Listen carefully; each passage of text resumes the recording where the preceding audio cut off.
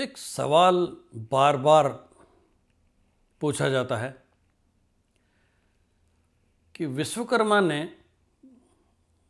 लंका नगरी बसाई, फिर नष्ट क्यों हो गई।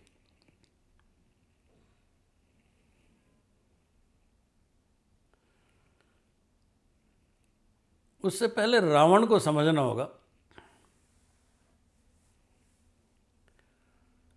कि विश्रवा मुनि के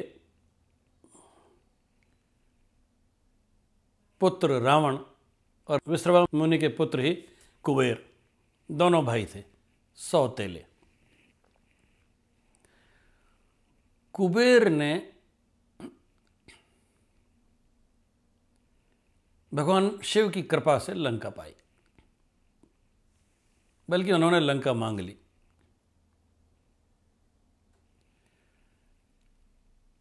रावण ने बाद में वो लंका हथिया ली और यहीं से देवताओं को नाराज करना शुरू कर दिया। उस पर भी रावण ने देवताओं को बंदी बना लिया और फिर गलती यह हुई कि शनि को भी बंदी बना लिया और उनकी दृष्टि आप जानते हैं कितनी घातक है।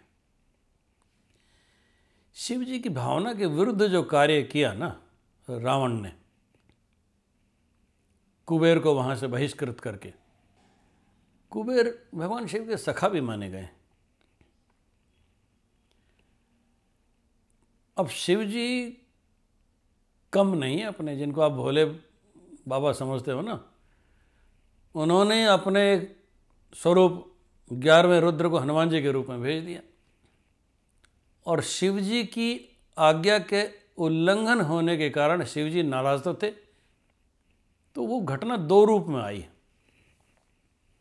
यदि रावण 11वां सिर भी चढ़ा देता तो 11वें रुद्र उनका अनिष्ट नहीं कर सकते थे।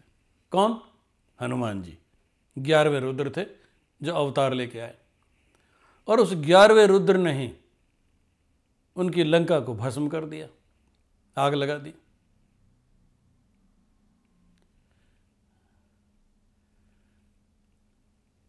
जब लंका जल गई, सीता की खोज के समय जब हनुमान जी गए,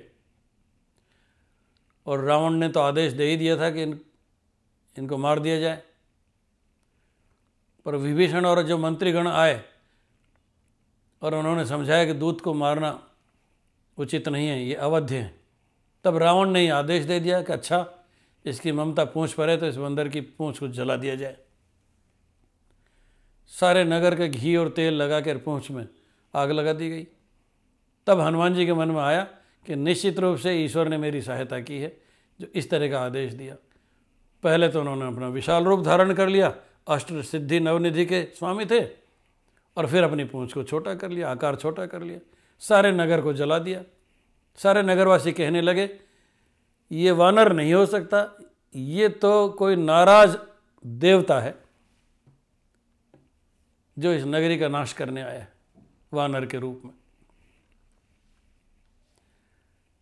तो साक्षात शिव जब ध्वस्त करने जा रहे हैं हनुमान जी के रूप में जिस नगरी को, तो वहां विश्वकर्मा क्या करते?